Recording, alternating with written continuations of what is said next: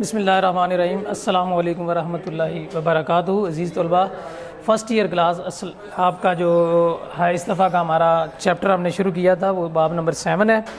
باب نمبر 7 ہے شہری اور شہریت، ٹھیک ہے جی۔ اس کے متعلق ہے، اس کا ہم نے پڑھا شہری کیا ہوتا ہے۔ ایسا باشندہ جو کسی اسٹیٹ کے اندر مستقل طور پر رہ رہا ہوتا ہے وہ اس ملک کا شہری کہلاتا ہے، اور وہ کنٹری جس میں وہ رہ رہا ہوتا ہے وہ اس کو نیشنلٹی دیتی ہے اپنے شہری کو، ٹھیک ہے جی۔ اور وہاں کے جتنے بھی حقوق ہوتے ہیں سیاسی، معاشی، معاشرتی، اس کو حاصل ہوتے ہیں۔ تو بیٹا اس میں ہم نے لانگ کویسچن کرنا ہے۔ آپ نے جو اس دفعہ اس ویک میں شہری کا مفہوم کرنا ہے سب سے پہلے آپ نے، ٹھیک ہے جی۔ پھر اس کے بعد شہری کی تعریفیں کرنی ہیں آپ نے، 2-3 تعریفیں آپ کریں گے۔ پھر شہری کا موجودہ تصور کیا ہے، شہری کا موجودہ تصور کریں گے آپ۔ پھر اس کے بعد آپ کریں گے شہریت کا مفہوم، شہریت کا مفہوم لکھیں گے، ٹھیک ہے جی، یہ لانگ ٹاپک میں۔ اس کے بعد اچھے شہری کے خوبیاں بیان کریں، اچھے شہری کی خوبیوں میں آپ اس کے سارے 11-12 پوائنٹ ہم نے کیے ہیں، تو خوبیاں بیان کریں، وہ آپ سارے کریں گے۔ اور یہ جو سوال ہے، خوبیوں کی جگہ پہ لفظ اوصاف بھی آ سکتا ہے، اچھے شہری کے اوصاف بیان کریں، یا اس کی جگہ پہ لفظ خصوصیات بھی آ سکتا ہے، ٹھیک ہے جی۔ تو اس سارے کا مطلب ایک ہی ہے، یعنی اچھے شہری کی خوبیاں بیان کریں، اچھے شہری کے اوصاف بیان کریں، یا اچھے شہری کی خصوصیات بیان کریں۔ تو اس کے سارے پوائنٹس آپ نے کلاس میں ڈسکس کیے ہیں۔ نمبر 1، اچھا شہری وہ ہوتا ہے جو ذہین ہو، ذہانت ہو، ضبط نفس جس کے پاس ہو، دیانت دار ہو، سیاسی اور معاشرتی شعور ہو۔ صاف ظاہر ہے سیاسی اور معاشرتی شعور ایجوکیشن کی بدولت آئے گا۔ وطن سے محبت کا جذبہ ہو اس کے پاس، وفاداریوں میں تناسب ہو، بیلنس ہو، وہ اچھے اور برے کی تمیز کرتا ہو، اور اپنے ملک کے لیے جو بہتر نمائندگان ہیں ان کو پارلیمنٹ میں بھیجتا ہو، یہ وہ اچھا شہری ہوتا ہے۔ نمبر 7 پہ ہم نے پڑھا تھا قانون کا جو احترام کرتا ہو۔ نمبر 8، ذمہ داری کا احساس ہو، اچھا شہری وہ ہوتا ہے جس کو اپنی ذمہ داری کا احساس ہو، جو اپنا کام احسن طریقے سے کرتا ہے۔ نمبر 9 پہ ہم نے پڑھا تھا کہ پڑھا لکھا ہو، تعلیم یافتہ، اور 10ویں نمبر پہ صحت مند ہو۔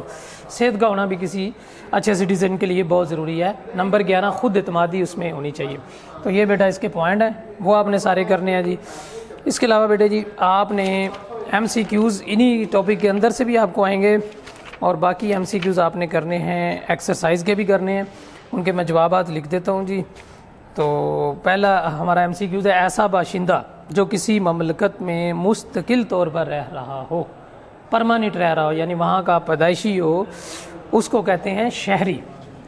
جو کسی ملک کے اندر پرماننٹ بندہ رہ رہا ہوتا ہے، فرد رہ رہا ہوتا ہے، اس کو کیا کہتے ہیں؟ شہری۔ یہ شہری کی تعریف بھی ہے، آپ سے پوچھا جا سکتا ہے کہ شہری کی تعریف کرے، تو آپ یہی لکھ سکتے ہیں کہ ایسا باشندہ جو کسی ریاست میں، کسی مملکت میں، کسی ملک میں مستقل طور پر رہ رہا ہوتا ہے، اس کو کہتے ہیں شہری۔ قدیم یونان میں ریاست کو کیا کہتے تھے؟ شہری ریاست کہتے تھے۔ کیا کہتے تھے؟ شہری ریاست کہتے تھے یونان کے اندر۔ نمبر 3 پہ ہے بیٹا، یونانی دور کے جن لوگوں کو سیاسی اور عدالتی معاملات میں حصہ لینے کی اجازت نہیں تھی، غلاموں کو۔ قدیم یونان کے اندر 2 قسم کے لوگ ہوتے تھے، ایک وہاں کے سٹیزن یعنی شہری، اور ایک غلام۔ تو غلام جو ہوتے تھے وہ تمام حکومتی امور میں حصہ نہیں لے سکتے تھے۔ نمبر 4 جو آپ کا MCQs ہے، قوانین جن کے تحفظ اور ترقی کے لیے بنائے جاتے ہیں۔ صاف ظاہر ہے جو ریاست قوانین بناتی ہے وہ شہریوں کے ہی تحفظ کے لیے بناتی ہے، تو اس کا جواب کیا ہوگا؟ شہریوں۔ یعنی قوانین کن کے تحفظ کے لیے بنائے جاتے ہیں؟ شہریوں کے تحفظ کے لیے بنائے جاتے ہیں۔ کس کے بغیر انسان کو اچھے اور برے کی تمیز نہیں ہوتی؟ تو صاف ظاہر ہے جی تعلیم کے بغیر۔ ایجوکیشن ہی وہ ہتھیار ہے جو انسان کو اچھے اور برے کی تمیز سکھاتا ہے، تو ایجوکیشن سے ہی اچھے اور برے کی تمیز پاسبل ہے، ٹھیک ہے جی۔ نمبر 6 ہے ہمارا، یہ سٹیٹمنٹ آپ نے بتانی ہے کہ کس فلاسفر کی ہے، کہ ریاست کے سیاسی عدالتی معاملات میں حصہ لینے والے افراد کو شہری کہتے ہیں۔ ریاست کے سیاسی اور عدالتی معاملات میں حصہ لینے والے افراد کو شہری کہتے ہیں۔ تو یہ سٹیٹمنٹ دی ارسطو کی، یعنی ارسطو کی تعریف ہے شہری کی، آپ کے چیپٹر کے شروع میں ہے، وہاں سے آپ نے اس کو دیکھ لینا ہے۔ اچھے شہری کی ایک خوبی لکھنی ہے، تو ذمہ داری کا احساس اسے ہوتا ہے۔ اچھا شہری وہ ہوتا ہے جسے ذمہ داری کا احساس ہوتا ہے۔ تو یہ 7واں اس کا MCQs ہے۔ اس کے بعد 8واں جی اقوام متحدہ کب معارض وجود میں آئی؟ 24 اکتوبر 1945 کو، 24 اکتوبر 1945 کو اقوام متحدہ معارض وجود میں آئی تھی۔ اور 9 نمبر ایم سی کیوز ہے، افراد کی زندگی اور شخصیت کی تکمیل حقوق سے ہوتی ہے۔ یہ ٹی ایچ گرین کی سٹیٹمنٹ ہے، ٹی ایچ گرین فلاسفر ہے جس نے یہ تعریف کی ہے۔ آپ سے یہ بھی پوچھا جا سکتا ہے کہ ٹی ایچ گرین نے حقوق کے متعلق کیا کہا، یا ٹی ایچ گرین کی حقوق کی تعریف لکھیں، تو یہی سٹیٹمنٹ آپ نے لکھنی ہے۔ بنیادی انسانی حقوق کو اقوام متحدہ کی جنرل اسمبلی نے انسانی حقوق کے عالمی منشور میں پرماننٹ شکل میں کب منظور کیا؟ تو اس کا جواب ہے 10 دسمبر 1948، 10 دسمبر 1948 کو، ٹھیک ہے جی، اقوام متحدہ نے یہ منشور پاس کیا انسانی حقوق کے حوالے سے۔